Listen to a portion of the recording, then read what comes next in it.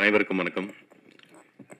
இந்த மேடையில் வந்து இருக்கிற தலைவர்கள், ஜாம்பவான்கள், இயக்குனர் mister Selvamani sir and SV Sekhar sir, mime Gopi brother and producer sir மற்றும் டைரக்டர்ஸ் வந்திருக்க எல்லாருக்கும், ஜே.கே. சரவணன் சார் எல்லாருக்குமே வந்து ஃபர்ஸ்ட் நான் தேங்க் பண்ணிக்கிறேன். And good evening for all. And வந்திருக்கிற பத்திரிகை ஊடக நண்பர்கள் மற்றும் பொதுமக்கள் எல்லோரும் வந்திருக்கீங்க. எனக்கு ஆக்சுவலாக பெருசாக ரொம்ப அதிகமாக பேச தெரியாது, நான் ரொம்ப ஷார்ட்டாக முடிச்சுக்கிறேன். நாங்கள் வந்து பார்த்திங்கன்னா யோ பேக்கர்ஸ் அப்படின்ட்டு ஒரு 6 இயர்ஸ் ஆச்சு ஃபவுண்டேஷன் ஸ்டார்ட் பண்ணிவிட்டு. ஒர்க் வந்து நாங்கள் பாண்டிச்சேரியில் வந்து ஃபுல்லாக ஸ்டார்ட் பண்ணியிருக்கோம். ஃபஸ்ட்டு வந்து பிளாஸ்டிக்ஸ் ஃப்ரீ பாண்டிச்சேரி அப்படிங்கிற ஒரு விஷயம் வரணும், பிளாஸ்டிக்கே இல்லாமல் இருக்கணும் அப்படிங்கிறதுக்காக தான் நாங்கள் வந்து ஃபஸ்ட்டு ஒரு இனிஷியேட்டிவ் எடுத்தோம். ஏன்னா இந்த பூமி வந்து நம்மளால் சுத்தமாக வந்து கொடுக்க முடியுமா, நெக்ஸ்ட் வர ஜென்ரேஷனுக்கு வந்து நம்மளால் சுத்தமாக கொடுக்க முடியுமான்னு நாங்கள் யோசித்தோம். அதனால் எங்கள் டீம் எல்லாமே நாங்கள் இறங்கி ஒர்க் பண்ணி கடலுக்குள்ளே போட்டை எடுத்துகிட்டு போய்ட்டு கடலுக்குள்ளே வந்து பிளாஸ்டிக்ஸை வந்து நாங்கள் கிளியர் பண்ணோம். இப்போ எங்கள் எல்லாருமே வந்து எங்களை பார்த்துட்டு, நீ என்னப்பா ஒரு போட்டை எடுத்துகிட்டு போய்ட்டு கடலுக்குள்ளே க்ளீன் பண்ணிட முடியுமா அப்படின்றதெல்லாம் வந்து நிறைய பேர் சொன்னாங்க. பட் நாங்கள் என்னென்னா அதை க்ளீன் பண்ணுறதுங்கிறது எங்கள் வேலை இல்லை. பட் இருந்தாலும் நாங்கள் ஒரு சின்ன ஒரு இனிஷியேட்டிவ் எடுக்கிறோம். பிளாஸ்டிக்ஸ் வந்து போடக்கூடாது, பிளாஸ்டிக்ஸ் வந்து கடலுக்குள்ளே போய் சேர்றதுனால இதனால் என்னென்ன பிரச்சனைகள் வருதுங்கிறதுக்கான ஒரு அவேர்னஸ் எல்லாம் எடுத்தோம். 70 சின்னத்திரை கலைஞர்கள் 75 போட்டை எடுத்துக்கிட்டு 75 இந்தியன் ஃப்ளாக்ஸோட 75 மினிட்ஸ் வந்து நாங்கள் வந்து பார்த்திங்கன்னா கடலுக்குள்ளே போய்ட்டு பிளாஸ்டிக்ஸ் எடுத்து ஒரு வேர்ல்டு ரெக்கார்ட் பண்ணோம். ஸோ அந்த டைமில் வந்து பிரதமர் சார் வந்து பார்த்திங்கனாக்கா நம்மளை வந்து வாழ்த்தி சொல்லியிருந்தாங்க, பேசியிருந்தாங்க. ஸோ அந்த ஒரு இனிஷியேட்டிவ் எடுத்ததுக்கப்புறம் அதுக்கப்புறம் நிறைய வந்து சர்வீஸ் வந்து ஃபுட்டு சப்ளை பண்ணுறது இதெல்லாம் பண்ணியிருந்தோம். எங்கள் பிஸ்னஸில் வந்து வர ரெவென்யூவில் வந்து பார்த்திங்கன்னா மேக்ஸிமம் வர ரெவென்யூவை சொசைட்டிக்கு வந்து கொடுக்கணும் அப்படிங்கிறதுக்காக நாங்கள் டீமாக இறங்கி ஒர்க் பண்ண ஆரம்பிச்சிருந்தோம். அண்ட் அதுக்கப்புறம் வந்து பார்த்திங்கன்னா சினிமா இண்டஸ்ட்ரிக்குள்ளே நாங்கள் வந்தோம். எஜுகேஷன்ஸ் வந்து ஒரு போவர்ட்டி வறுமை கோட்டு கீழே இருக்கிற பிள்ளைங்களுக்கு வந்து எங்களால் முடிஞ்ச ஒரு எஜுகேஷன் சப்போர்ட் நம்ம கொடுக்க ஆரம்பித்தோம். ஒரு உமன் ஆண்டர்பிரனர், பெண்கள் வந்து பார்த்திங்கன்னா செல்ஃப் சஸ்டைனபிள் டெவலப்மெண்ட் கோல்ஸ்ன்ட்டு அவங்களுடைய லைஃப்பில் வந்து அவங்க மேலே வர்றதுக்காக சிறகுகள்னு ஒரு அமைப்பு ஆரம்பித்து தற்சார்பு வாழ்வியல் அது அவங்களுக்கு வந்து இலவசமாக ட்ரைனிங் கொடுத்து அந்த இடத்துல அவங்களுக்கு இப்போ ஒரு அரௌண்ட் ஒரு 50 உமன்ஸ் கிட்ட வந்து பார்த்தீங்கன்னாக்கா ட்ரைனிங் வந்து எல்லாம் ஃப்ரீ ஆஃப் காஸ்ட்டில் ட்ரைனிங் கொடுத்தோம். எல்லாம் எடுத்துகிட்டு இப்போ அவங்களே வந்து ஓனாக வந்து மந்த்லி ஒரு 30,000 to 40,000 வந்து சம்பாதிக்கிற அளவுக்கு இன்றைக்கி அவங்க சம்பாதிச்சிட்டு இருக்காங்க. ஸோ இந்த மாதிரி வந்து நாங்கள் ஆக்டிவிட்டீஸ் வந்து நாங்கள் செஞ்சுக்கிட்டே இருந்தோம். அதில் மெயினாக சினிமா இண்டஸ்ட்ரிக்கு வந்ததுக்கப்புறம் ஃபஸ்ட்டு நாங்கள் உள்ளே வந்தது மாமனிதன் அப்படிங்கிற விஜய் சேதுபதி சார் நடிச்சப்பட்ட படம், சீனு ராமசாமி சார் இயக்கத்தில் வந்த படம். அது வந்து சவுத் ஆர்காட் நார்த் ஆர்காட் டிஸ்ட்ரிபியூஷனில் வந்து நாங்கள் ஃபஸ்ட்டு வந்து சினிமா இண்டஸ்ட்ரிக்குள்ளே வந்தோம். அதில் வந்து பார்த்தீங்கன்னாக்கா அப்புறம் விசித்திரன், அதுக்கப்புறம் வந்து பார்த்தீங்கன்னாக்கா இன்ஃபினிட்டின்னு ஒரு படம் பண்ணியிருக்கோம். அப்புறம் நடிகர் கொட்டாச்சி வச்சுட்டு நம்ம கழுமரம்னு ஒரு படம் வந்து ப்ரொடியூஸ் பண்ணியிருந்தோம். அதுக்கப்புறம் வந்து பார்த்தீங்கன்னா இப்போ கடைசியாக வந்து மனிதம் அப்படின்னு ஒரு படம் பண்ணியிருந்தோம். ஸோ இதில் வந்து பார்த்தீங்கன்னா எல்லா படங்களும் தேட்டரில் போய்ட்டு ரிலீஸ் பண்ணுறப்ப எங்களுக்கு வந்து பார்த்திங்கன்னா ஒரு பெரிய சேலஞ்ச் இருந்தது. ஏன்னா ஒரு தயாரிப்பாளராக இருக்கிறப்ப அந்த தயாரிப்பாளருடைய வழி என்ன அப்படிங்கிறது நாங்கள் தயாரிப்பாளராக இருக்கிறப்ப தான் அனுபவித்தோம். ஸோ எங்கே போனாலும் எங்களுக்கு வந்து ஒரு ஓடிடி பிளாட்ஃபார்ம் அந்த இடத்துல போகிறப்ப பெரிய ஒரு ரெகக்னேஷன் கிடைக்கல. ஒரு பெரிய லெவலில் இருக்கிற மூவிஸ் தான் வந்து பார்த்திங்கனாக்கா நல்லா பெருசாக ரீச் இருந்துச்சு. ஆனால் நம்ம சின்ன படங்களாக இருக்கட்டும் அதுக்கெல்லாம் வந்து ஒரு பெரிய ரெகக்னேஷன் கிடைக்கல. ஸோ அதுக்கப்புறம் நம்ம வந்து சினிமாவே வந்து நம்ம சர்வீஸாக பண்ணால் என்ன அப்படிங்கிறப்ப தான் நாங்கள் யோசித்து அதுக்கப்புறம் தான் இந்த பிளானே வந்து நாங்கள் எக்ஸிக்யூட் பண்ணோம். ஸோ நாங்கள் ஓனாக வந்து பேசிக்கலி வந்து என்னுடைய பேக்ரவுண்ட் வந்து பார்த்திங்கன்னா ஏஐ அண்ட் சாஃப்ட்வேர் டெவலப்மெண்ட் தான். ஸோ நிறைய ப்ராஜெக்ட்ஸ் வந்து நாங்கள் வெளியில் இருக்கிறதெல்லாம் பண்ணி கொடுப்போம். பட் இந்த ஓடிடி பிளாட்ஃபார்ம் அப்படின்றது வரப்போ ஒரு நல்ல படங்கள் வந்து வெளியில் வந்து தெரியாமையே போகுது. தேட்டரில் வந்து பார்த்தீங்கன்னா அதுக்கான வாய்ப்புகள் வந்து கிடைக்கல. அதனால் வந்து நிறைய படங்கள் வெளியில் இப்போ தெரியாமல் இருக்குது. ஸோ அதில் வந்து நம்ம ஓனாக இப்போ ஓடிடி பிளாட்ஃபார்ம் ஸ்டார்ட் பண்ணோடனே சரி இதை சர்வீஸாகவும் நம்ம பண்ணலாங்கிறப்ப தான் இப்போ மக்கள் வந்து தேட்டரில் போயிட்டு படம் பார்க்குற மாதிரி ஓடிடிலையும் வந்து பார்க்கணுன்னா ஆர்டிஸ்ட் இருக்கிற வேல்யூவில் இருந்தால் மட்டும்தான் வந்து படம் வந்து பார்ப்பாங்க. அந்த மாதிரி இருக்கப்போ மக்களே பார்க்க தயாராக இல்லாதப்ப அதனால ப்ரொடியூசர்ஸுடைய என்னன்னா அந்த அவங்களுக்கு ஒரு ரெவென்யூ வந்து பெருசாக வந்து ரெவென்யூ வந்து இங்கே யாருக்கும் கிடைக்கல. ஸோ எங்களுடைய மெயின் டார்கெட்னால ப்ரொடியூசர்ஸ் வந்து ஃபஸ்ட்டு சேஃபர் சைடில் இருக்கணும். ஏன்னா பணம் போட்டு இவ்வளோ முதல் போட்டு இருக்கிற ப்ரொடியூசர்ஸ் வந்து நல்லா இருந்தால் தான் அடுத்து பல கலைஞர்கள் ஆகட்டும் நிறைய பேருக்கு சினிமா இண்டஸ்ட்ரியில் வந்து வாய்ப்பு கிடைக்கும். அப்படிங்கிறப்ப எங்களால் முடிஞ்சது நாங்களும் ஒரு பிளாட்ஃபார்ம் வந்து பண்ணியிருக்கோம். இது கம்ப்ளீட்டாக வந்து பார்த்தீங்கன்னா நான் ப்ராஃபிட் ஓடிடி பிளாட்ஃபார்ம் அப்படிங்கிறப்ப எதுக்காக இப்படி வச்சுருக்கோம்னா, நாங்கள் இப்போ இனிஷியலாக வந்து சப்ஸ்கிரிப்ஷனுக்கெல்லாம் எந்த விதமான சார்ஜஸுமே வந்து நாங்கள் வாங்க மாட்டோம். இம்பேக்ட் டிக்கெட் அப்படிங்கிற மாதிரி தான் வச்சுருக்கோம். ஒரு மூவியை வந்து பார்க்குறாங்க, மூவியை பார்த்துட்டு இஃப் அந்த யூசர்ஸ்க்கு வந்து சாட்டிஸ்ஃபைடு அப்படின்னு இருந்துச்சுனாக்கா, அவங்க வந்து any kind of amount ₹50 ₹100 whatever வந்து அவங்க அமௌண்ட் வந்து பே பண்ணுவாங்க. பட் இது எல்லாமே வந்து பார்த்தா ஜிஎஸ்டி போக ரிமைனிங் அமௌண்ட் வந்து பார்த்தீங்கன்னாக்கா ஷேர் பேசிஸில் வந்து பிரிஞ்சிடும். இதில் ப்ரொடியூசருக்கு வந்து ஒரு பெரிய ஷேர் வந்து போகும். அண்ட் அந்த பர்டிகுலர் மூவியில் ஒர்க் பண்ண டெக்னீஷியன்ஸு, இந்த ஆக்டர்ஸ் எல்லாம் இருக்காங்க, அவங்களுக்கு எல்லாம் வந்து ஒரு ஷேர் போயிடும். ரிமைனிங் இருக்கிற இதில் வந்து பார்த்தீங்கன்னாக்கா அந்த சோஷியல் காஸ்ட்காக ஃபஸ்ட்டு நாங்கள் ப்ரியாரிட்டி எஜுகேஷனுக்காக தான் ஃபஸ்ட்டு ப்ரியாரிட்டி வந்து வச்சுருக்கோம். எந்த குழந்தைங்க லைக் ஒரு சிங்கிள் பேரண்ட் சைல்டு, அப்பா அம்மா இல்லாமல் ஆர்ஃபனேஜ் குழந்தைங்க இருக்காங்கன்னா அவங்களுக்கு இந்த ஃபண்ட்ஸ் வந்து போகிறது எல்லாமே நம்ம அப்ளிகேஷனுக்குள்ளே கஜானா அப்படின்ட்டு யோபாக்கஸ் கஜானான்னு ஒரு ஆப்ஷன் இருக்குது. அதில் க்ளீனாக வந்து எல்லாமே வந்து டிரான்ஸ்பரண்ட்டாக பார்த்துக்கலாம். இப்போ டெய்லி பேசிஸில் எவ்வளோ சப்ஸ்கிரிப்ஷன் ரீசார்ஜ் வந்திருக்கு அண்ட் வீக்லி மந்த்லி எல்லாமே க்ளீனாக பார்த்துக்கலாம். அதுக்கு எது ஸ்பெண்ட் பண்ணியிருக்கோம் இன்க்ளூடிங் அந்த பில்ஸ் மாதிரி இருக்கும். இப்போ நம்ம ஒருத்தவங்களுக்கு தையல் மிஷின் வந்து நம்ம கொடுக்குறோம் அண்ட் ஏதோ ஒரு ஆக்டிவிட்டி, ஏதோ ஒரு இன்வெஸ்ட்மெண்ட் அவங்க பண்ணுறோன்னா எல்லாத்துக்குமே ப்ராப்பரான பில்ஸை வந்து நாங்கள் வந்து இங்கே அட்டாச் பண்ணிடுவோம். இது எல்லாரும் கேட்டாங்க, எப்படிப்பா நான் ப்ராஃபிட் நீ பண்ணுற, இது எப்படி ப்ராக்டிக்கலாக வந்து இது ஒர்க் அவுட் ஆகும், இந்த மாதிரி வந்து இது பெரிய இன்வெஸ்ட்மெண்ட்டு, ஹியூஜாக இன்வெஸ்ட்மெண்ட்டு தேவைப்படுமே, இதெல்லாம் எப்படி சமாளிப்பீங்க அப்படின்னாங்க. ஃபர்ஸ்ட் என்ன, நாங்கள் ஒர்க் பண்ணிட்டு இருக்கோம், உழைச்சிட்டு இருக்கோம். எங்களுக்கு வர வருமானத்தை வச்சுக்கிட்டு இந்த சொசைட்டிக்கு ஏதாவது ஒரு விஷயம் நம்ம பண்ணணும்னு ஒரு முயற்சி தான். ஸோ இந்த முயற்சியில் வந்து பார்த்தீங்கன்னா சப்போர்ட் வந்து எல்லாரும் சேர்ந்து சப்போர்ட் பண்ணாங்கன்னா டெஃபினட்டாக வந்து இந்த இடத்துல ஒரு பெரிய சக்ஸஸ் கொடுக்க முடியும் அப்படின்னு நாங்கள் நம்புகிறோம். ஏன்னா மற்ற ஓடிடி பிளாட்ஃபார்ம்லலாம், பெரிய ஓடிடி பிளாட்ஃபார்ம்லாம் வந்து பார்த்தீங்கன்னா ரெகக்னேஷன் எங்களுக்கு கிடைக்கல. ஸோ அதனால் வந்து இந்த மாதிரி இருக்கிற தமிழ் சினிமாவில் இருக்கிற எல்லாருக்கும் லைக் இப்போ ப்ரொடியூசர்ஸ்லாம் வராங்கன்னா, இதுக்கப்புறம் இந்த மூவிஸ் எல்லாம் இங்கே அவங்க நம்மக்கிட்ட வந்து லிஸ்ட் பண்ணுறாங்கன்னா அதுக்கான ரெவென்யூ அவங்களுக்கு வந்து கிடைக்கணும். அண்டு சோஷியல் காஸ்ட்காக நம்ம பண்ணுறப்ப நிறைய பேருடைய வாழ்க்கையில் தேவையான விஷயங்கள், அவங்களுடைய கல்விக்கான விஷயமா இருக்கட்டும், இல்லை ஒரு உமன் ஆண்டர்பிரினராக இருக்கட்டும், யாருக்கு என்ன தேவையோ இதில் இந்த பிளாட்ஃபார்ம்லேருந்து வரது எல்லாமே டிரான்ஸ்பரண்ட்டாக எல்லாருக்கும் அது போய் சேரணும் அப்படிங்கிற ஒரு நோக்கத்தாக்கு தான் இந்த பிளாட்ஃபார்ம் வந்து நாங்கள் லான்ச் பண்ணுறோம். அண்ட் இன்னொரு விஷயம் என்னன்னு பார்த்தீங்கன்னா, இதில் எஸ்ஓஎஸ் அப்படிங்கிற ஒரு அது வந்து நாங்கள் ஒரு கான்செப்ட் வச்சுருக்கோம். இதில் வந்து பார்த்தீங்கன்னா ஒரு யூசர், இப்போ நான் வந்து ஒரு யூஸராக இருக்கேன், எனக்கு ஏதோ ஒரு நைட் டைமில் இப்போ ஏன்னா எல்லா இடத்துலையும் வந்து பார்த்தீங்கன்னா நிறைய பெண்களுக்கு பாதுகாப்பு இல்லாத ஒரு சுச்சுவேஷன் இருக்குது.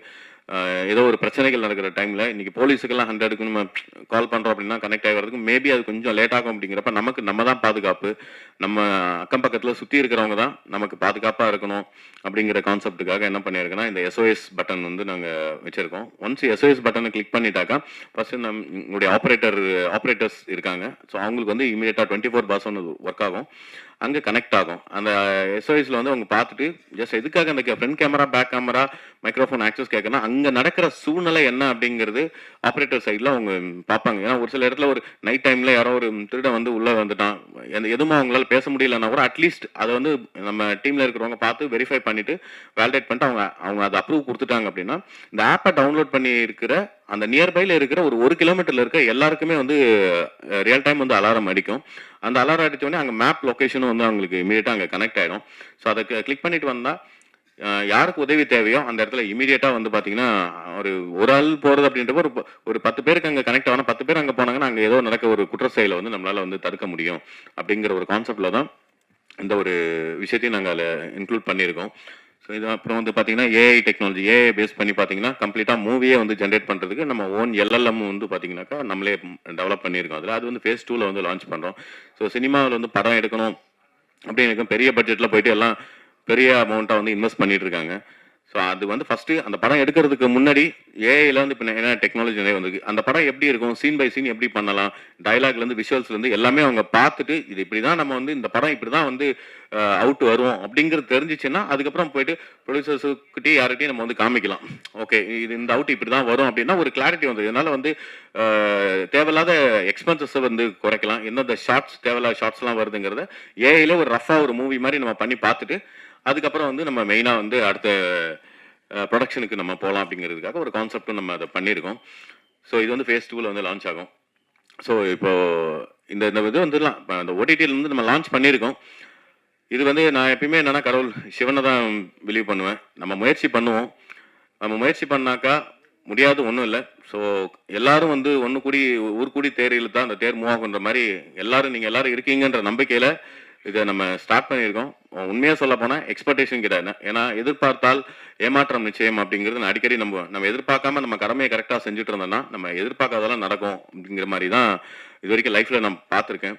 அது மாதிரி கொடுங்கள் கொடுக்கப்படும் அப்படிங்கிற 2 எழுத்து தாரக மந்திரம், அந்த தாரக மந்திரத்தை நோக்கி தான் போகிறோம். எக்ஸ்பெக்டேஷன் இல்லை, நம்மளால முடிஞ்ச வரைக்கும் நம்ம எல்லாருக்கும் கொடுப்போம். எக்ஸ்பெக்டேஷன் இல்லாத நம்ம கொடுப்போம்.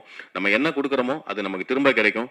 இந்த பிளாட்ஃபார்மில் கூட நிறைய கான்செப்ட்ஸ் இதில் இருக்குது.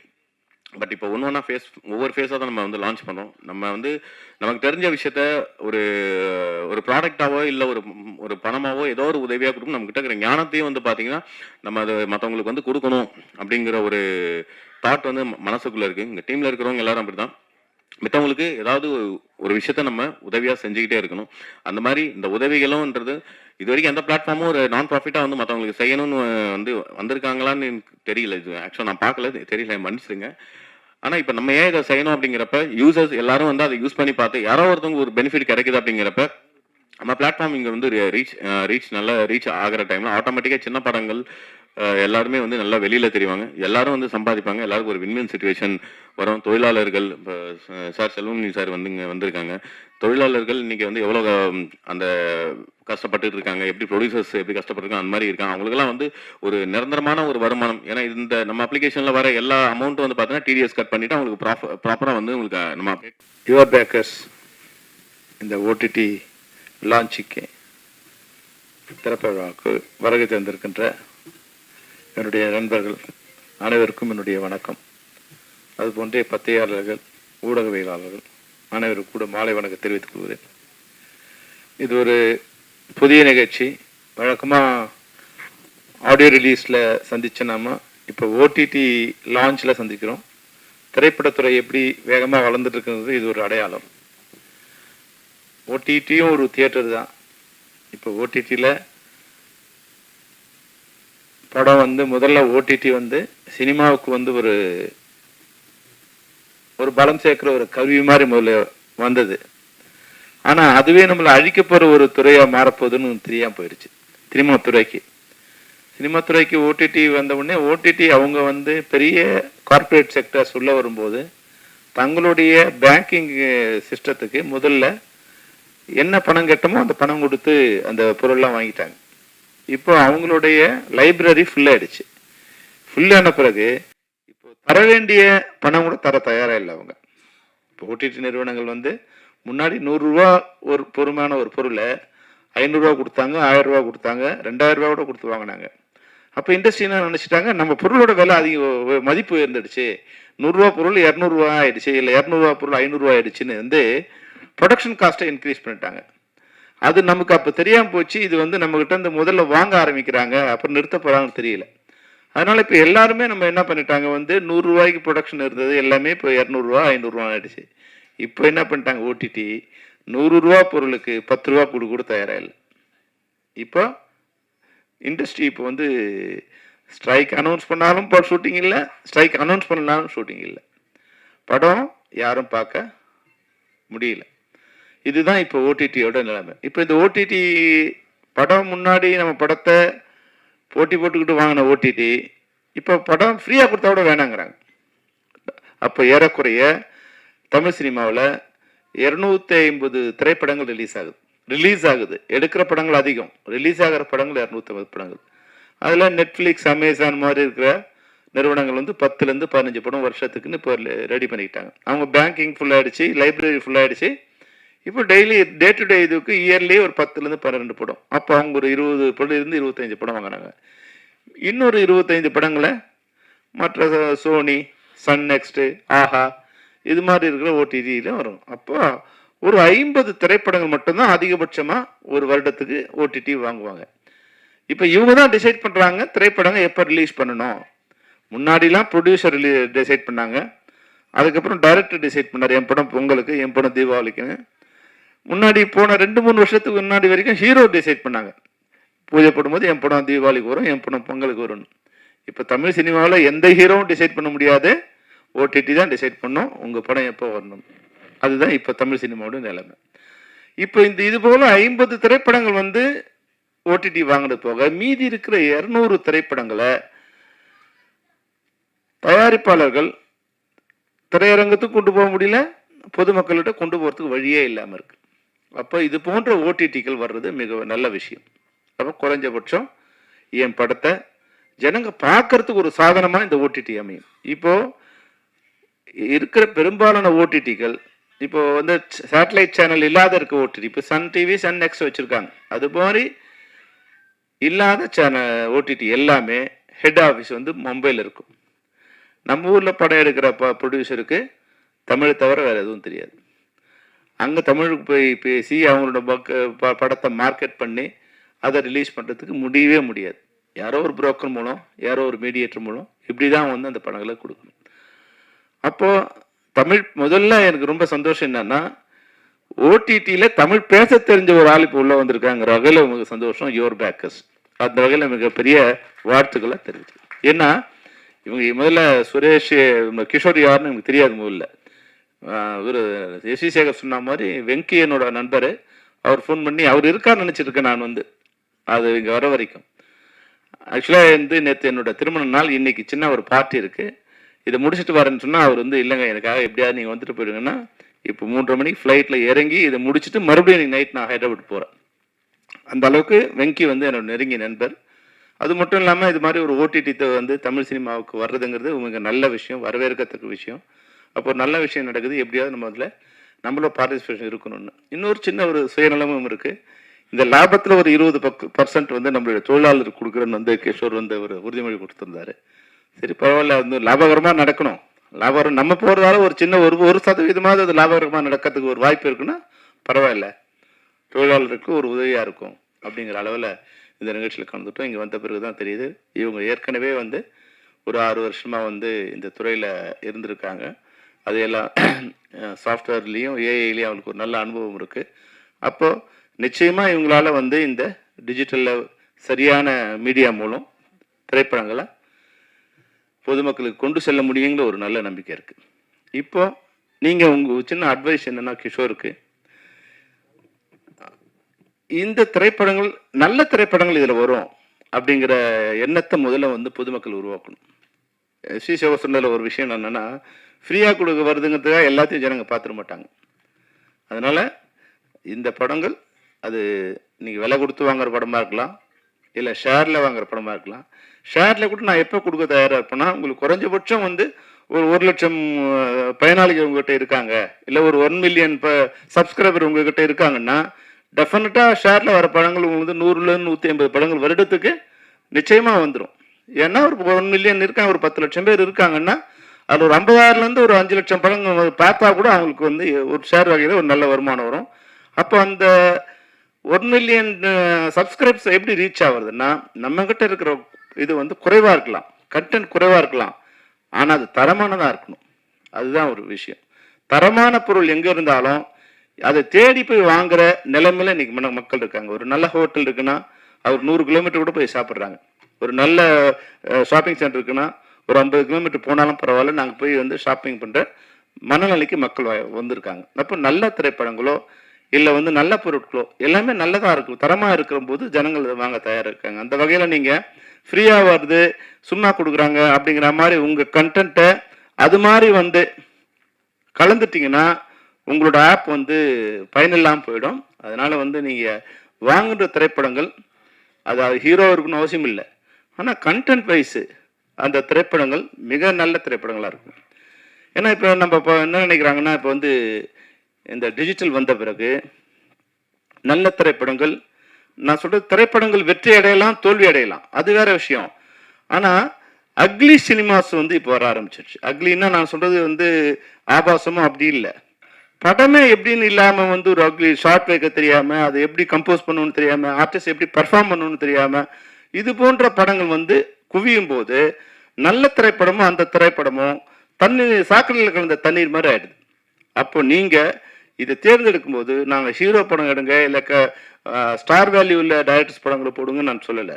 ஆனால் படங்கள் நீங்கள் போடும்போது நல்ல திரைப்படங்களை, மக்களில் விரும்புகிற திரைப்படங்களை கண்டென்ட் வைஸும் டேக்கிங் வைஸும் நல்லா இருக்கிற கண்டென்ட்டை நீங்கள் வந்து உங்கள் ஆப்பில் வரும்போது நிச்சயமாக இதுக்குண்டான இது அதிகரிக்கும். ஏன்னா இப்போ கூட வந்து சாதாரணமாக இப்போலாம் வந்து நானே ஒரு ஹாஃப் அன் ஹவர்லேருந்து 1 ஹவர் வரைக்கும் வந்து பார்த்துட்டே இருக்கேன். ஏதோ ஒரு ரீல்ஸ் பார்த்துட்டே இருக்கேன். டைரக்டராக நான் பண்ண முடியாத விஷயங்களை, நான் யோசிக்க முடியாத விஷயங்களை இன்னைக்கு யாரோ பண்ணுறாங்க. ஒரு 30 செகண்ட்ஸ்லேருந்து 1 மினிட்டுக்குள்ளே வர ரீல்ஸ்லாம் பார்க்கும்போது, அந்த கண்டென்ட்டை பார்க்கும்போது டைரக்டராக எனக்கே அவமானமாக இருக்குது. ஓஹோ, இது மாதிரிலாம் கூட யோசிக்க முடியுமான்னு. அப்போது அதுபோல் இருக்கின்ற சிறந்த படைப்பாளிகளை இனம் கொண்டு, சிறந்த தயாரிப்பாளர்களை இனம் கொண்டு நீங்கள் வந்து உங்கள் ஆப்புக்குள்ளே கொண்டு வந்தீங்கன்னா நிச்சயமாக அது வந்து ஒரு வெற்றிகரமான ஆப் அமையும். ஏன்னா எனக்கு தெரிஞ்ச இன்னைக்கு வந்து ஒரு 1000 திரைப்படங்கள் வந்து ஓடிடியே பார்க்காம இருக்கு. அதில் வந்து ஒரு 100லிருந்து 200 திரைப்படங்கள் நிச்சயமாக வந்து நல்ல திரைப்படங்கள் அங்கே இருக்குது. அதை வந்து நீங்கள் கொஞ்சம் நேரம் கருதாமல் அந்த திரைப்படங்களை பார்த்து, சிறந்த திரைப்படங்களை ஜான் சொன்னார், நாங்கள் கொஞ்சம் பேரை அவுட்ரேட் கொடுத்து வாங்க போகணும். அப்போ சிறந்த திரைப்படங்கள் இருந்தால் கொஞ்சம் அவுட்ரேட் கொடுத்து முதல்ல வாங்கிட்டீங்கன்னா, முதல்ல பார்க்குற படங்கள் வந்து கொஞ்சம் நல்ல படங்களாக பார்க்க ஆரம்பித்த பிறகு அப்புறமா கொஞ்சம் மிக்ஸ் ஆனோட பரவாயில்ல. அது வரைக்கும் நீங்கள் உங்களுடைய ஆப் வந்து வெளியே வந்து எப்படி வந்து நெட்ஃப்ளிக்ஸு, அமேசான் வந்து ஒரு நேம் வர வரைக்கும் ஆப் பேர் யுவர் பேக்கர்ஸ் அப்படிங்கிற ஆப் வந்து போய் மக்கள்கிட்ட சேரும்போது அது எல்லாரும் வேறு வேறு வகையில் கூட நீங்கள் அதை பயன்படுத்தலாம்னு சொல்லியிருக்கீங்க. முதல்ல வந்து இந்த ஓடிடி தளமாக அதை வந்து இன்ட்ரடியூஸ் பண்ணி அது சிறந்த தயாரிப்பாளர்களுக்கு சிறந்த திரைப்படங்களை கொண்டு செலுத்துகிற ஒரு சாதனமாக இருக்கணும்.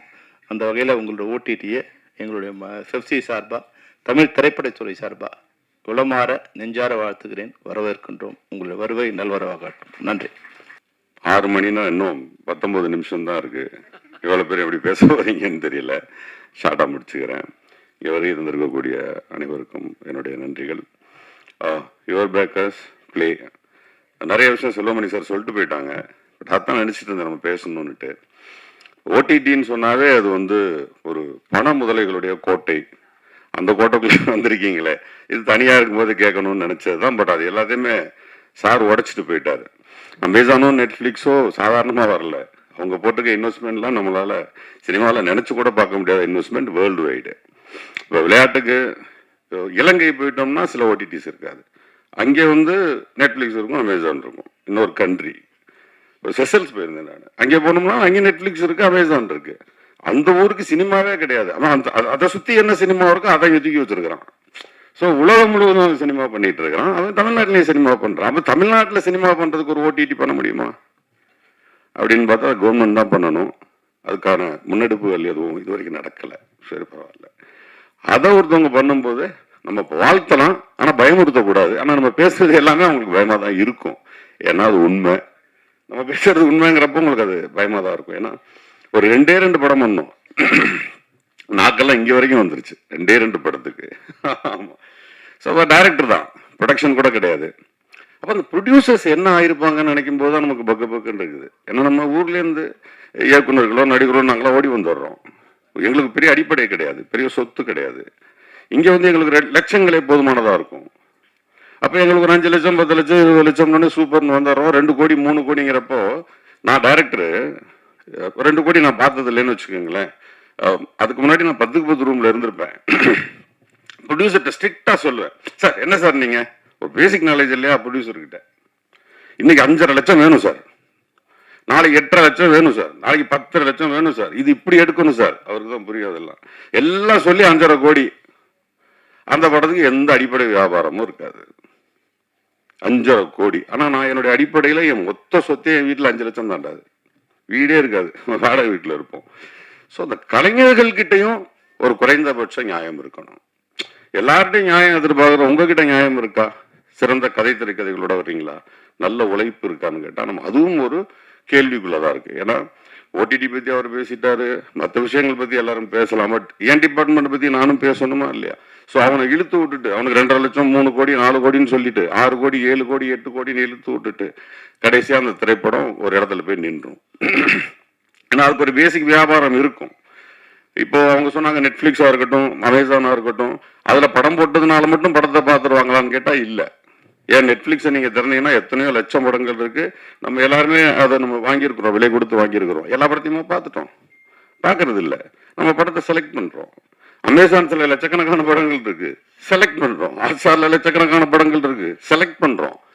ஓப்பனாக சொன்னால் அதில் இருக்கிறதுல 10 விழுக்காடு திரைப்படங்கள் கூட நம்ம பார்க்கறது இல்லை. அதை நம்ம வருஷத்துக்கு காசை குட்டி வாங்கி வச்சிருக்கிறோம். அப்ப சினிமா எதை நோக்கி இருக்குது? எனக்கு இந்த மாதிரியான சூழல்ல இந்த மாதிரியான படங்கள் வேணும்னு இப்ப மனுஷன் நினைக்கும் போது அதுக்கு சில படங்கள் தான் வருது. நம்ம சில படங்கள் தான் எடுக்கிறோம். சில நேரங்கள்ல காலமும் சூழ்நிலையும் திரைப்படங்களை தீர்மானிக்குது. அந்த மாதிரி காலத்துக்கும் சூழ்நிலைக்கும் சில திரைப்படங்கள் கடைசியா பாத்தீங்கன்னா பாருங்க, இப்போ ரைட்டர்ஸ் நாங்களாம் உட்காந்து எழுதுறோம், திரைக்கதை எழுதும் பொழுது எப்பா ரெஃபரன்ஸ்க்கு ஒரு படம் வேணும்னு எப்ப தேர்னாலும் அது ஓடிடியில் இருக்கிறது இல்லை, அது எல்லாம் யூடியூப்ல இருக்கு. பெரும்பாலான நல்ல திரைப்படங்கள் ஓடிடியில இல்ல, யூடியூப்ஸ்ல இருக்கு. அது என்ன வியாபாரம்? அது என்ன சினிமா? என்ன அப்ப சரியான பாதையில போயிட்டு இருக்குதா? என்ன சினிமா மட்டும் ஒரு சாபம். அது சரியான பாதையில போறதும் இல்லை, போக விடுறதும் இல்லை. தமிழ்நாட்டு அரசியலும் அப்படித்தான். அது போகும் போகாது, போகவும் விட மாட்டாங்க. திடீர்னு இந்த பக்கம் போயிட்டு லெஃப்ட்ல இழுத்துட்டு போயிடும், திடீர்னு இந்த பக்கம் போயிட்டு ரைட்ல இழுத்துட்டு போயிடும். அது என்னன்னே தெரியல. அப்படி ஒரு விதி மாதிரி இருக்குது நம்முடைய சினிமா. அந்த வகையில இப்படி நம்ம தமிழ் தெரிந்த, அவங்க சொன்ன மாதிரி தமிழ் தெரிந்த வியாபாரமா உள்ள வர்றவங்களுக்கே எவ்வளவு கஷ்டம். நீங்க என்ன சொல்றீங்க? காசே வேணாங்கிறீங்க. எவ்வளவு கஷ்டம். அதனால நம்ம ஆதரவு கொடுக்கலாம் அதிகபட்சம். இன்னும் சொல்ல மாதிரி சார் சொன்னாங்க மாதிரி சில கண்டென்ட்ஸ் வந்து நாங்கள் வாங்குறோம், அதில் போடுறோம்னு சொல்லி சொன்னாங்க. பட் ஓடிடியில் கண்டென்ட்ஸ் இது வரைக்கும் ஜெயிச்சது கிடையாது. கடைசியாக ஜெயிச்சது அலெக்சன் ஒண்டர்லேண்ட். அது மட்டும் அமேசானில் கோடி கணக்கில் அள்ளி இருக்கு. அவன் 7 லாங்குவேஜில் அதை டப் பண்ணியிருக்கான்.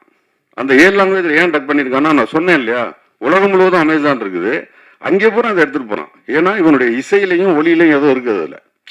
ஸோ அவன் கீழே சப்டைட்டில் அந்தந்த லாங்குவேஜில் போட்டு அங்கே ஹிட் அடிச்சுட்டு இருக்கான், அங்கேயும் சம்பாரிச்சுட்டு இருக்கான். மற்றபடி ப்ரோக்ராம்ஸ் எதுவும் பெருசாக ஜெயிச்சதில்லை. அந்த மாதிரி நீங்கள் புதுசாக ப்ரோக்ராம்ஸ் நிறைய கான்சென்ட்ரேட் பண்ணுங்க. சின்ன பசங்களுடைய கற்பனைகளை அது உள்ளே போடுங்க. ஏதோ ஒன்று எங்கேயோ கிளிக் அடிச்சு ஏப்பா எதுலேயே இருக்காமப்பா அப்படின்னு ஒரு தடவை தட்டிட்டான்னா போதும், அப்புறம் தட்டிக்கிட்டே இருப்பான். அந்த சூழலை உருவாக்குங்க. அனைவருக்கும் வாழ்த்துக்கள். நன்றி.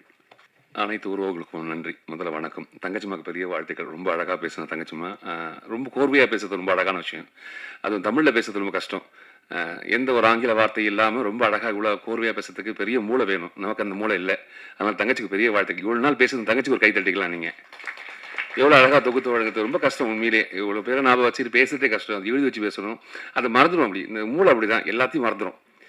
இந்த மறக்கிறதுனால என்ன ஆகுதுன்னா, நிறைய விஷயம் சந்தோஷமா இருக்கும், நிறைய விஷயங்கள் காணாமல் போயிடும். அவ்வளோதான். இந்த மறதி என்பது ரொம்ப அழகான விதி. நான் கொடுத்த பணம் மறந்துட்டேன், அதனால பரவாயில்ல, அப்படி எடுத்துக்க முடியாது. ஆனால் யாரும் சொல்லும்போது ஐயோ பணம் கொடுத்தோமா, எப்போ கொடுத்தோம் அப்படி கேட்போம்ல. மூளை என்ன பண்ணும், வேற மாதிரி வேலை பார்த்துட்டே இருக்கும். மூளை ரொம்ப மோசமானது. நல்லது ஏற்றுக்காது, கெட்டதை மட்டும் தான் எடுத்துக்கும். எதை வேணாம்னு சொல்ல தான் திரும்பி பார்க்க சொல்லும். எதெல்லாம் நல்லதுன்னு சொன்னால் ஏற்றுக்காது. நல்லது எப்போதும் எடுத்துக்கணும். நீங்கள் நல்லது எடுக்கும்போது மனசு ரொம்ப அழகாகிடும். இந்த நல்லது தான் இந்த கிஷோர் ஐயா, அது எப்போதும் நல்லதாக தான் இருக்கும். எனக்கு கிஷோர் ஐயா எனக்கு அறிமுகப்படுத்தி வச்சு தண்டபாணி அண்ணா. தண்டபாணி அண்ணா ஒரு படத்துக்காக இங்கே இவர் அறிமுகப்படுத்தி இவர் நடிக்கிறதுக்காக வந்தாங்க. இப்போ சமீபத்தில் வரும்போது அவர் பேசுகிற வார்த்தைகள் அவ்வளோ அழகாக இருக்கும். எப்போதுமே யாரை பற்றியும் தப்பாக பேசுகிறதே கிடையாது. ஏதாவது பண்ணும் சார், நல்லா பண்ணும் சார், சூப்பராக பண்ணும் சார், இதை உதவி பண்ணும் சார். உதவி என்பது நீங்கள் எதிர்பார்த்து பண்ணக்கூடாது சார் அப்படின்னு ஏதோ ஒரு விஷயத்தை கனெக்ட் ஆகிட்டே இருக்கும் ரெண்டு பேருமே. அது கடவுள் என்ன டேரெக்டாக ஓஸ் போட்டிருக்கா தலையில் அவருக்கு. அங்கேருந்து நேராக ஓஸ் போட்டு அவர் பேசுகிற வார்த்தைகள் எல்லாமே அவ்வளோ உண்மையாக இருக்கும். அந்த உண்மை தான் இங்கே நிற்குது. அந்த உண்மையாக இருக்கிறது பெரிய உண்மை. அந்த உண்மைக்கு உண்மை என்பது ரொம்ப அழகு. உண்மையாக இருக்கிறது ரொம்ப கஷ்டம். அது கிஷோராய்க்கு பெரிய வாழ்த்துக்கள். இப்போ ஒரு படம் பண்ணதுக்கான ஒரு வாய்ப்பு கிடச்சிது. நான் அதுக்கு ட்ரெயின் பண்ணதுக்காக தான் வந்தாங்க ஐயா. ஒரு 2 நிமிஷம் டைம் எடுத்துக்கிறேன். இப்போ இன்னும் ஒரு 15 நிமிஷம் இருக்குது. 2 ஐயா வந்து அதுக்காக ட்ரெயின் பண்ணதுக்காக உள்ள சொல்லி தண்டபாணி சொன்னார் ட்ரெயின் பண்ணணும் அப்படின்னு. சரிங்க நான் ட்ரெயின் பண்ணுறேன் அப்படின்னு கூப்பிட்டு வந்த உடனே பார்த்த உடனே ரொம்ப அழகாக இருந்தாங்க. பேசும்போது எத்தனை மணிக்கு வருவீங்க ஐயா? சீக்கிரம் வாங்கன்னா 6 மணிக்கு 7 மணிக்கு வருவாங்க. அப்போ 7 மணிக்கு வந்தாங்க. 7 மணி வந்து 9 மணி வரைக்கும் இருந்தாங்க. அப்புறம் 10 மணி ஆச்சு. இந்த காலகட்டம் அப்படியே தள்ளி போயிட்டே இருக்கு. 3 மணிக்கு ஒரு மெசேஜ் அனுப்புவாங்க, ஒரு ரீல் அனுப்புவாங்க, பாருங்க ஐயா எப்படி இருக்கு அப்படின்னு. ஏஐல பண்ணுது. ஏஐ மாதிரி தெரியலங்க ஐயா, சூப்பராக பண்ணியிருக்கீங்க. 4 மணிக்கு எப்போயா தூங்குவீங்க? எனக்கு தூக்கமே வராதுன்னாரு. நீங்கள் எப்போ தான் தூங்குவீங்க? ஐயா 24 மணி நேரம் வேலை பார்த்துட்டே இருப்பேன், எனக்கு தூங்குனா தோணுச்சு தூங்கிடுவேன் அப்படின்னாரு. தூங்குனா இதுக்கு சரித்திரமே இல்லை போல இருக்குது. அவர் தூங்குறதா எப்போ தூங்குவார் தெரியாது. அப்படி உழைப்பாளி, பெரிய உழைப்பாளி. அதுக்கப்புறம் அந்த படம் வந்து நடிக்கிறதுக்கு ஆயத்தமாச்சு, போயிருக்கணும், ஷூட்டிங் போயிருக்கணும். அப்போ திடீர்னு ஃபோன் பண்ணி சொல்கிறேன், ஐயா இந்த படம் நான் பண்ணல அப்படின்னு. சரிங்க ஐயா, ஏன் அப்படின்னு. அந்த படத்தை நீங்கள் தான் பண்ணுறீங்க அப்படின்னு. ஐயா நீங்கள் ஒரு சும்மா இருக்கீங்க ஐயா. இல்லையா நான் ஹீரோவா பண்ணத்தோட நீங்கள் ஹீரோவா பண்ணுங்க, இந்த படம் கரெக்டாக இருக்கும் அப்படின்னாரு. எனக்கு என்ன சொல்கிறதுனே தெரியல. அவருக்கு வந்த வாய்ப்பை இன்னொருத்தர் கொடுக்கறது வந்து எவ்வளோ பெரிய மனசு வேணும். அந்த பெரிய மனசு வந்து உண்மையிலேயே பெரிய மனசு தான். அதுதான் கிஷோர் ஐயா. இப்போ தண்டபாணி அண்ணா நாங்கள்லாம் சேர்ந்து ஊட்டியில் ஷூட் பண்ணிட்டு இருக்கோம். சந்தோஷ் சாமி தான் அதுக்கு இயக்குனர் இருக்காங்க. ரொம்ப குட்டி புள்ள அந்த பிள்ளை. அந்த பிள்ளைக்கு ஒரு வாழ்க்கை கொடுக்கணும். அந்த பிள்ளைய கதையை கேட்டு அதுக்கான வேலையை பார்த்து பெரிய பட்சத்தை ஒரு படம் பண்ணுறாங்க ஊட்டியில். நேற்று ஊட்டியிலேருந்து கிளம்பி இங்கே வந்துட்டு திருப்பி நாளைக்கு ஊட்டிக்கு போகிறேன். அதுக்கு அத்தனைக்கு காரணம் இயக்குனர் மட்டும்தான். அந்த இயக்குனருக்கு உதவி பண்ணது தண்டபாணியன். தண்டபாணியனுக்கு பெரிய சப்போர்ட்டிவாக இருக்குது எங்கள் ப்ரொடியூசர் ஐயா.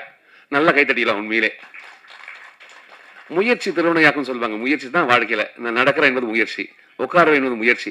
இந்த முயற்சி கூட அழகாக வச்சிருக்கும். இந்த கண்டிப்பாக நடந்துடும். நாளை என்பது ஆண்டு கொடுக்குற போனஸ், இந்த நொடி ஆண்டு கொடுக்குற போனஸ். நாளைக்கு உயிரோடு நம்பிக்கை, இந்த நம்பிக்கையை கூட வச்சுக்கிட்டு, முயற்சி கூட வச்சுக்கிட்டு இதை வாழ்க்கையில் நம்ம நடத்திட்டு போனாலே போதும். இது சிறப்பாக நடந்துடும். எங்கேயோ யாரோ ஒருத்தர் ஆரம்பிச்ச ஒரு விஷயம் இன்னைக்கு வரைக்கும் நம்ம பார்த்துட்டே இருக்கும். அது யார் ஆரம்பிச்சா தெரியுமா? யாருக்காவது நெட்ஃப்ளிக்ஸில் ஓட தெரியுமா கேட்டால் தெரியாது நிறைய பேருக்கு. ஆனால் பார்ப்போம். ஆனால் முயற்சி பண்ணியிருக்காங்க பார்க்க வைக்கிறதுக்கு. அந்த முயற்சி நீங்கள் வச்சுட்டீங்க அப்படின்னா இது நடந்துடும் கண்டிப்பாக. இந்த வாடிக்கையில் எப்போதுமே எது நடக்கும் என்பது இதே துடிக்குது. எப்படி துடிக்குது யோசித்து பாருங்க. என்னைக்காவது சொல்லியிருக்காங்க துடிக்கிறேன்னு கிடையாது. உள்ள இருக்க உறுப்புகள் எல்லாம் வேலை பார்த்துட்டே இருக்கு. எலிக்கா சொல்ற அந்த வேலையை அது பார்த்துட்டே இருக்கும். அதே மாதிரி தான் இந்த வேலையை நீங்க பார்த்துட்டே இருந்தீங்கன்னா அது கண்டிப்பா உயரத்துக்கு போயிடும். அதில் மாற்றுக்கிறதே கிடையாது. முதல் அடி எப்போ எடுத்து வைக்கிறீங்களோ அதான் முயற்சி.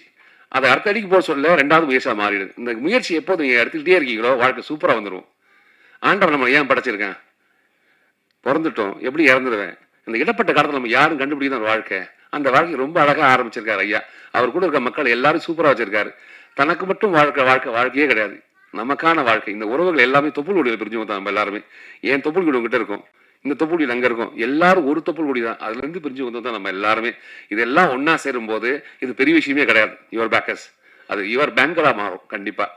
எங்கேயோ இடத்துல கோடாமலை ஏறி ஒரு ஐயா வந்து லைட்டு பிடிச்சிருக்காங்க. திரும்பி சொல்ல ஆனா லைட்டு திருப்பினா சரியா திருப்பினா அப்படின்னு அந்த ஐயாவுக்கு இந்த பைசா போகும்.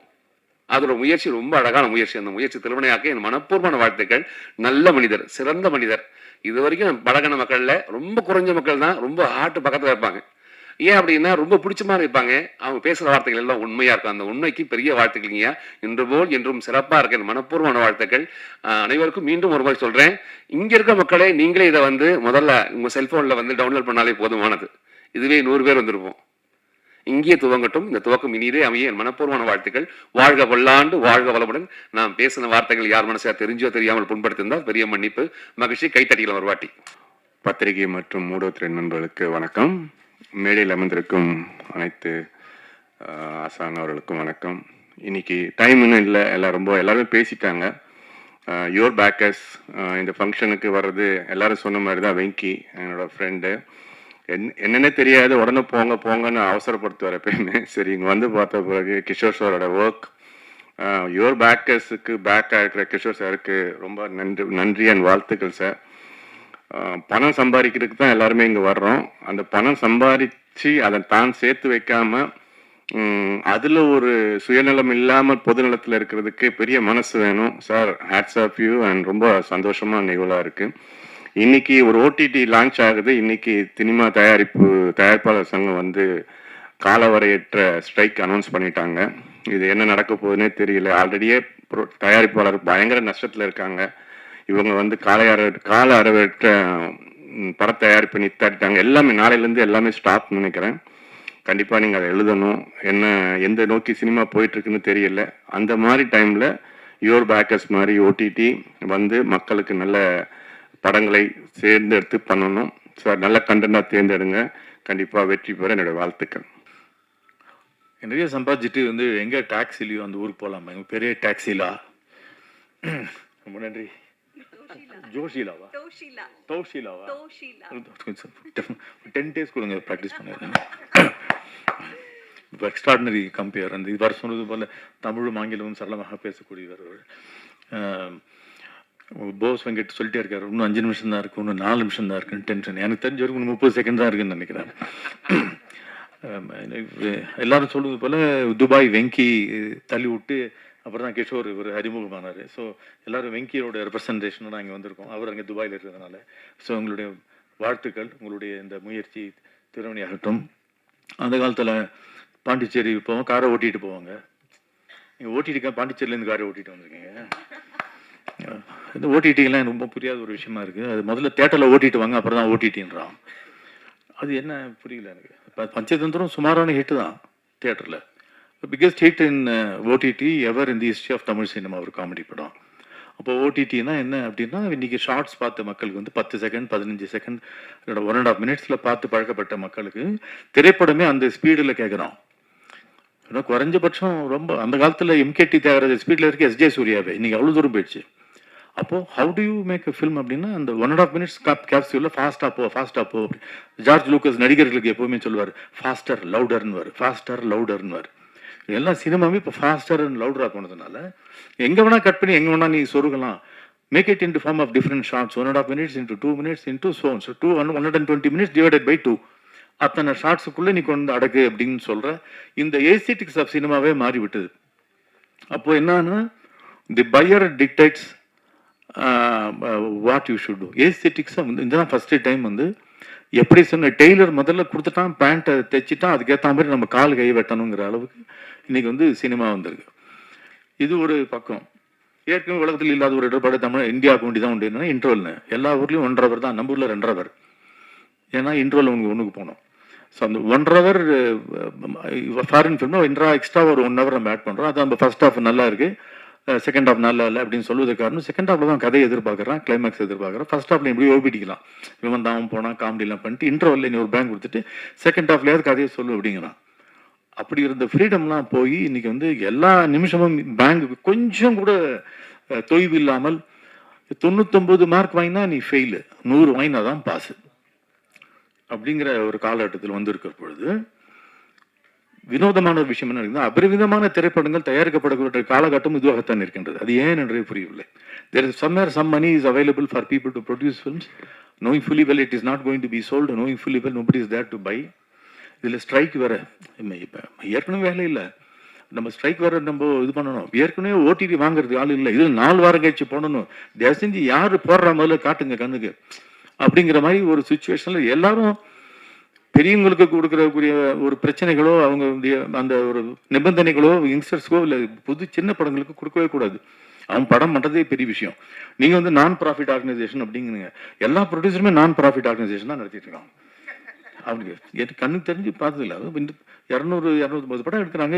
எந்த காலத்திலுமே 1895 ஆரம்பிக்கப்பட்ட சினிமா இன்று 130 வருடங்கள் ஆகிவிட்டது. எப்பொழுதுமே ஒரு 8-10% விழுக்காடு தான் வெற்றி படங்கள் என்றைக்குமே எல்லா ஊர்லையுமே. இப்போ இன்னும் குறைந்து கொண்டு தான் வருகிறது, அதிகமாக தான் தெரியல கண்ணுக்கு.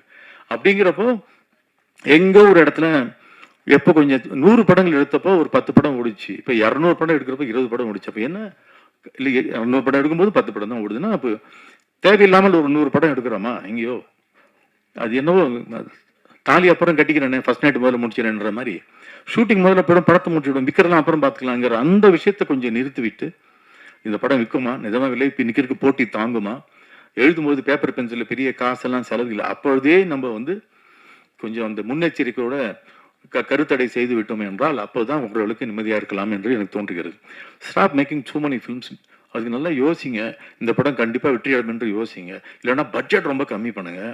இவர் எஸ்.வி. சேகர் சொன்னார், இது மாதிரி மாடு பாடணும், இப்போல்லாம் ராமராஜன் வந்து ஆடணும்னு சொல்கிற மாதிரி மாடு பாடி சூப்பர் ஹிட்டு. இப்போ போன வாரம் சைனாவில் ஒரு அம்மாவும் அவரோட பையனும் 5 வருஷமா குட்டி குட்டியா ஸ்கூல் பசங்க டிராயிங் போடுற மாதிரி போட்டு ஒரு பசுமாடை பற்றி ஒரு படம் சூப்பர் ஹிட்டுங்க. அப்போ என்ன கேட்கலாம், படம் பண்ணுறவன் கொஞ்சம் ஏழையாவோ கொஞ்சம் ரொம்ப வசதி இல்லாதவனாகவோ ஒரு நல்ல படம் செய்யிட்டு அவனுக்கு முதுகில் தட்டி கொடுத்து நீ வளரடாக்கன்னு அப்படின்னு சொல்கிறேன். அந்த ஒரு மனோபாவம் மக்களிடையே ஒரு மனிதாபம் இருக்கிறது. அதையும் நீங்கள் மைண்டில் வைத்துக்கொண்டு உருப்படியான படங்கள் எக்ஸ்ட்ரீம்லி லோ இன் பட்ஜெட்டில் இஸ் ஈஸிலி பாசிபிள். அப்சஷனாக தான் ஹிட்டு. காலங்காலமாக அதான் சொல்லி 30 $10,000 எடுத்து பிளாட் விச் ப்ராஜெக்ட் வந்து $100 மில்லியன் சம்பாதிச்சது. ராபர்ட் ராட்ரிகஸ் ப்ரொடியூஸ் பண்ண அந்த எல் மரியாச்சி அப்படிங்கிற படம் வந்து வெறும் $10,000. அதை நடித்த ஆளில் $4,000 கொடுத்தான். மொத்தம் $6,000 எடுத்தப்பட்ட $125 மில்லியன் சம்பாதிச்சது. ஸோ காசு இல்லாமலும் நீ வந்து ஒப்பற்ற திரைப்படங்களை செய்யலாம் என்ற அந்த ரீதியிலே மனம் போக வேண்டும். எனக்கு தோணிச்சு, எனக்கு ஒரு கனவு இருக்கு, எனக்கு ஒரு படம் எடுக்கணுங்கிற ஆசையெல்லாம் பேப்பர் பென்சில் பிரிண்டிங்கோட நிறுத்திக்கோ. படமா பண்ணணும்னா எக்கச்சக்க கோடிகள் திரும்பி வர வேண்டும் என்பதை மனதில் வைத்துக்கொண்டு எடுப்பவர்களும் அப்படி நினைச்சு படம் எடுக்கணும்ன்றது எனக்கு தோன்றுகிறது. உங்களோட வென்யூவில் நீங்கள் வந்து நிறைய இவர் போஸ் வெங்கட் சொன்னது போல செல்வமணியும் சொன்னது போல மக்களுக்கு பிடித்தா மாதிரி அப்படிங்கிறதுல ஒரு பெரிய அட்வான்டேஜ் என்ன இருக்குன்னா, நீங்கள் 1.5 minutes ஷார்ட்ஸாக ஒன்றா சேர்ந்து கோர்த்து ஒரு மாலையாக தயாரித்து அதில் நீங்கள் விட்டீங்கன்னா people will start tuning into your OTT, but be very cautious about the quality. எல்லாரும் வாங்க அப்படின்னா அதுதான் இல்லை என்பதுதான் திரைப்படம் மீண்டும் மீண்டும் நமக்கு சொல்லி புத்தி காட்டுகிறது. ஸோ நல்ல குவாலிட்டி என்ன மீன் பண்ணுறோம்னா ஜனரஞ்சகம் என்பது முக்கியம். திரைப்படத்தில் நம்ம பேசிக்கலாம் நம்ம தெரிந்து கொள்ளாத ஒரு விஷயம் பல நான் PhD பண்ணது அதில் தான் பண்ணியிருக்கேன். மக்கள் வந்து ஒரு 10 நிமிஷம் ஒரு ஒரு ஒரு ட்ராவல் பண்ணுறான், இல்லை ஒரு 1 hour ட்ராவல் பண்ணி ஒரு மெனக்கு எடுக்கிறான், க்யூவில் நிற்கிறான், காசு கொடுத்து டிக்கெட் வாங்குறான். சினிமா is the only product which is bought without knowing what the product is. சட்டனா போட்டு பார்த்து வாங்குறோம், வேஷ்டி போட்டு பார்த்து வாங்குறோம், இட்லி சரியில்லைனா இன்னொரு இட்லி கொடுன்றோம். சினிமா மட்டும்தான் வாங்கிய பிறகு நோ ரீஃபண்டு. என்னன்னே தெரியாது, என்ன ப்ராடக்ட்னே தெரியாது, காசு முன்பணமாக கொடுத்து விடுகிறோம், ஒரு சீட்டில் உட்காந்துக்கிறோம், இருட்டில் போட்டு அடக்கி வைக்கிறோம். அதுக்கே திருவிழா கும்பல்லாம் வந்து பெரிய விஷயம், செலிப்ரேஷனாக போகணும், இருட்டிலேயே வச்சுக்கிறேன், பலான விஷயம் தான் இருட்டில் பேசுவேன். இந்த டெட்லி காம்பினேஷன் சினிமா கொண்டு இருக்கிறதுனால அப்போ அது என்ன இருக்க வேண்டும் அந்த ஸ்க்ரீன்லங்கிறது அதுக்கு ஒரு சில கோட்பாடுகள்லாம் இருக்குது. எதோனா எடுத்தாலும் 5020 பயிரிடுவது எப்படி, அத்வைதம் துவைத்தம் இப்போ என்ன அப்படின்னு பற்றி பேசினா கல்வெடுத்து அடிச்சிருவோம். There is some reason, first half, second half, beginning, middle, எண்டுன்னு ஒரு கோட்பாடுகள் இதனால் தான் வருகிறது. Because of these conditions. இதெல்லாம் மனதில் வைத்துக்கொண்டு எங்கடா போய் நிற்குது அப்படின்னா, ஜனரஞ்சகமாக என்டர்டெய்னிங்காக இருந்தால் அதற்குள் உன் கருத்தை நீ வைத்துக் கொள்ளலாம். ஆனால் கருத்தை மட்டும் பரதமாக எடுத்தால் அது வந்து வீட்டில் நீ வச்சுக்கோ, மக்கள் அது காசு கொடுத்து வாங்க மாட்டான். Because you're taking money from அப்படிங்கிறது நான் வச்சுக்கணும். ஸோ இதெல்லாம் மனதில் வைத்துக்கொண்டு, ஜனரஞ்சகம்னா the more the people the better the product அப்படின்னு மனதில் வைத்துக்கொண்டு, make it happy, make it jovial, make it have a content that has a beginning, middle, ட்ராமாட்டிக்காக இருக்கணுங்கிறது வந்துச்சு. ஸோ இதுக்கு மனதில் வைத்துக்கொண்டு ஓடிடி ஆகட்டும், திரைப்படமாகட்டும், ஜனரஞ்சகமான ப்ராடக்ட் எடுக்க வேண்டும். நீங்கள் எந்த படம்னா வாங்க முடியாது. அதுக்கு மக்களும் புரிந்து கொண்டு அதுக்கேற்ற மாதிரி படத்தை எடுத்தால் உங்களை மாதிரி ஓடிடியும் வாழும். படம் முன்படம் போட்டவர்களுக்கும் ஒரு நல்லபடியாக இருக்கும். நீங்கள் வந்து இந்த 20% ஒர்க்கர்ஸ் தரேன்றீங்க, செல்வமணி ஹாப்பி ஆடுவாப்பில், அதுக்கெல்லாம் செல்வமணி இருக்காப்புல, ப்ரொடியூசருக்கும் ஏதாவது கொஞ்சம் கொடுத்தீங்கன்னா அவனுக்கு கொஞ்சம் கொடுக்குறீங்களே, அந்த சார் மீண்டும் ஒரு நன்றி அதற்காக. So wish you all the best. Thank you very much. Sir, everybody please sit on. Everybody take your seat. Sir Yuki Sethu sir, நீங்க பேசி முடிச்சிட்டீங்க, நான் பேச போறேன். Please take your seat.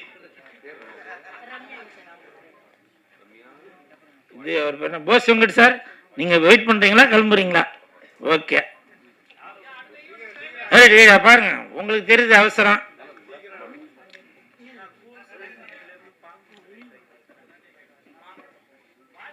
Okay okay, நீங்க போங்க சார், போங்க. அவர் பேரையும் அழிச்சிட வேண்டியதான்.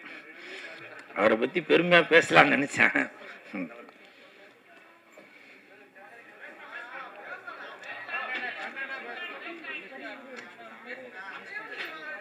கண்டென்ட்டா தான் பேசுறேன், கோபத்தோட தான் பேசுறேன். யுவர் பேக்கர்ஸ் அந்த டீம் எனக்கு கிட்டத்தட்ட ஒரு 5-6 வருஷமா தெரியும். நேற்று நைட்டு ஒரு 11:30 மணிக்கு, அவர் பேர் கிருஷ்ணராஜ் சார், இப்போ வந்து கிஷோர் ஆதித்யா அப்படின்னு சொல்லி பேர் மாற்றிருக்காரு. அவர் வந்து கிட்டத்தட்ட எனக்கு ஒரு 5-6 வருஷமா தெரியும். பொதுவாக சொல்லுவாங்க இல்லையா, நாங்கள் வந்து ஒரே தட்டில் சாப்பிட்டவங்க அப்படின்னு ஒரு வாய்க்கு சொல்லுவாங்க. ஆனால் உண்மையிலேயே நானும் சாரும் ஒரே தட்டில் சாப்பிட்டாலாம். சுதந்திர தினம் 75வது சுதந்திர தினம் அப்போ 75 போட் எடுத்துக்கிட்டு பாண்டிச்சேரி கடலுக்குள்ள போய் அங்க உள்ள, அதாவது கடலுக்குள்ள வந்து சில பிளாஸ்டிக் பொருள்லாம் இருக்கும், அதெல்லாம் எடுத்துட்டு வர்றது அப்படின்னு சொல்லி சில சமூக சேவையெல்லாம் சொல்லி பண்ணோம் அப்போ. ஸோ எனக்கு வந்து அப்போ இருந்து அவர் வந்து அவ்வளோ பழக்கம். என்னுடைய உடம்புல ரத்தம், நாடி, நரம்பு, கிட்னி, கல்லீரல் எல்லாம் இருக்குனாக்கா அதில் எதனா ஒரு பார்ட்டு கண்டிப்பாக நம்ம கிஷோர் ஆதித்யா அவர்களுடைய பேர் இருக்கும். இதுக்கு யாரும் கை தட்டாதீங்க, அவங்கெல்லாம் போயிட்டாங்க, இன்னும் சேர்லாம் குறைஞ்சிருச்சு. அதே மாதிரி இப்போ இங்கே வந்திருந்தவங்களுக்கு கூட பெருசாக அவங்களுக்கு கிஷோர் சார் வந்து பழக்கம் இருக்குமா அப்படின்ற எனக்கு தெரியல. ஆனால் எனக்கு தெரியும், நான் கண் கூட பார்த்தவன். அவ்வளவு உதவி பண்ணிட்டு இருப்பாரு.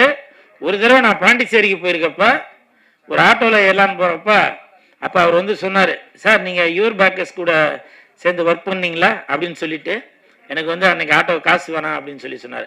அப்படி உண்மையிலேயே நல்ல மனிதர் என்றால் என்னை பொறுத்தவரை அவர் ஒரு அன்னை தெரசா அப்படின்னு சொல்ற அளவுக்கு தான் இந்த கிஷோர் ஆதித்யா சார் இருக்காங்க. பாருங்க, சொல்லும் போது கூட ஆமான்னு சொல்லி பெல் அடிக்குது.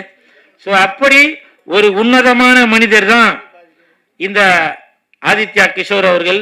அவர் ஆரம்பிச்சிருக்கிற இந்த யுவர் பேக்கர்ஸ் பிளே, அந்த ஓடிடி, அவருக்கு என் மனமார்ந்த வாழ்த்துக்கள்.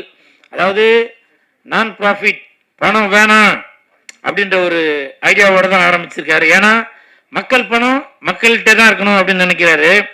மக்கள் பணத்திலிருந்து ஒரு பைசா கூட தொடமாட்டேன், தொடவும் விடமாட்டேன், தொட்டாலும் விடமாட்டேன், இதற்கு முன் தொட்டவர்களையும் விடமாட்டேன் அப்படின்னு எப்படி சட்டமன்றத்தில் விஜய் சார் சொன்னாருங்களோ அதே மாதிரி இப்போவும் 2031 ஒருவேளை பாண்டிச்சேரியிலே இல்ல தமிழகத்திலே கூட முதலமைச்சராக கூட வரலாம். அப்படி ஒரு சிறப்பு மிக்க நமது கிஷோர் ஆதித்யா அவர்களுக்கு என் மனமார்ந்த வாழ்த்துக்களை தெரிவித்துக் கொள்கிறேன். அதே மாதிரி இங்க பேசும்போது எல்லாரும் சொன்னாங்க ஸ்ட்ரைக் வந்துருச்சு, அதனால படம் வந்து இனிமேல் ஷூட்டிங் நடக்குமா அப்படி அப்படின்னு சொல்லி சொன்னாங்க. அது வந்து நான் நியூஸ்ல எல்லாம் பார்த்தேன். அப்போ பார்த்துட்டு அதை நான் கமெண்ட்லாம் படித்தேன் என்னென்ன சொல்லியிருக்காங்கன்னு. பொதுமக்கள் யாருமே கவலைப்படவே இல்லைங்க. அவங்க ஒரே வார்த்தை தான் போட்டிருக்காங்க, என்னன்னாக்கா படம் வந்தாலும் சரி வராட்டி சரி அதை பற்றி எங்களுக்கு கவலை இல்லைங்க, எங்களுக்கு சட்டசபையில் நடக்கிறதே அது ஒரு படம் மாதிரி தான் இருக்கு. ஃபைட்டு வேணுமா ஃபைட் இருக்கு, சாங்கு வேணுமா சாங் இருக்கு, காமெடி வேணுமா காமெடி இருக்கு அப்படின்னு அந்த கமெண்ட்ல உள்ளவங்க எல்லாரும் போட்டிருந்தாங்க. அப்போதான் நான் யோசிச்சேன், நான் யுவர் பேக்கஸ் பிளே அந்த ஓடிடியில படங்கள் மட்டும் போடாதீங்க, இன்னைக்கு சட்டமன்றத்தில் நடக்கிற அந்த விஷயங்களையும் நீங்க ஓடிடியில போட்டீங்கன்னாக்க படம் ஓடுறத விட அந்த சட்டமன்றத்தில் ஓடுறது நல்லா பிச்சுக்கிட்டு ஓடும் அப்படின்னு என்னுடைய ஒரு கணிப்பு. அதனால இந்த ஓடிடி ஆரம்பித்துள்ள கிஷோர் ஆதித்யா சார், உங்களுக்கு ஒரு வேண்டுகோள், உங்களுடைய ஓடிடி தளத்தில் முடிஞ்சால் அதற்கான சாத்தியம் இருந்தால் சட்டமன்றத்தில் நடக்கக்கூடிய அந்த விஷயங்களையும் நீங்க அதுல டெலிகாஸ்ட் பண்ணணும் அப்படின்னு சொல்லி தாழ்மையுடன் கேட்டுக்கொள்கிறேன். எழுதி வச்சதெல்லாம் படிச்சாச்சு, அவ்வளவுதான். அப்புறம் என்னை வந்து லேட்டா ஏத்துனாங்க ஸ்டேஜில். நான் நைட்டு 11:30 மணிக்கு தான் கிஷோர் சார் வந்து என்கிட்ட பேசினாரு, கூல் இந்த மாதிரி நாளைக்கு வந்து இந்த மாதிரி ஒரு நிகழ்ச்சி இருக்கு வாங்க அப்படின்னு. நான் திண்டிவனத்தில் இருந்தேன். அப்போ திண்டிவனத்தில் இருக்கேன், அங்கேருந்து வரணுமே சார். இல்லை நீங்கள் வாங்க கண்டிப்பாக வரணும் அப்படின்னு சொல்லி சொன்னார். இங்கே வந்ததுக்கப்புறமும் இங்கே உட்காரும்போது பின்னாடி உள்ளவங்க சொன்னாங்க, சார் டைம் ரொம்ப கம்மியாக இருக்குது கொஞ்சமாக பேசிடுங்க. அப்போ கிஷோர் சார் சொன்னார், இல்லைங்க அவர் பேசட்டும் அப்படின்னு சொல்லி சொன்னார். இது எதுக்காக சொல்கிறேன்னா, கஷ்டப்பட்டு ஒரு நிகழ்ச்சி நடத்துறவங்களுக்கு தாங்க தெரியும். சொல்லுவாங்கல்ல, அந்த கோழி முட்டை போடுற இதுக்கு தான் அந்த இதோட வலி தெரியும் அப்படின்னு. அது மாதிரி இவ்வளோ செலவு பண்ணி அந்த நிகழ்ச்சி பண்ணும்போது அது கொஞ்சம் ப்ராப்பராக பண்ணுங்க அப்படின்னு சொல்லி நான் ரிக்வஸ்ட் பண்ணி கேட்குறேன். புரியுதுங்களா? ஏன்னா எதுக்காக இவ்வளோ செலவு பண்ணி இந்த விஷயம் உங்களுக்கு மக்களுக்கு போய் சென்றடையணும் அப்படின்னு நினைக்கிறாங்க. நான் நைட்டு 11:30 மணிக்கு என்னை வந்து பேசினதால அந்த இன்விடேஷன்ல என் பேர் போடாமல் இருக்கலாம், அதை நான் ஒத்துக்கிறேன், எனக்கு தெரியும் பேர் போடல. அதுக்காக இங்கே யார் யார் வந்திருக்கா என்ன ஏது, ஏன்னா இன்னைக்கு 2000 கேமரா இருக்குது. எதுக்காக? இது இந்த விஷயங்கள் எல்லாமே மக்களுக்கு போய் சேரணும்னு இருக்காங்க. அதனால அவர் ஒருத்தருமே வந்து எல்லாத்தையும் ஃபாலோ பண்ணிட்டு இருக்க முடியாது. ஊர் கூடி தேர் இழுத்தாதான் இந்த யுவர் பேக்கஸ் பிளே போய் வந்து சேர வேண்டிய இடத்துல போய் சேரும்.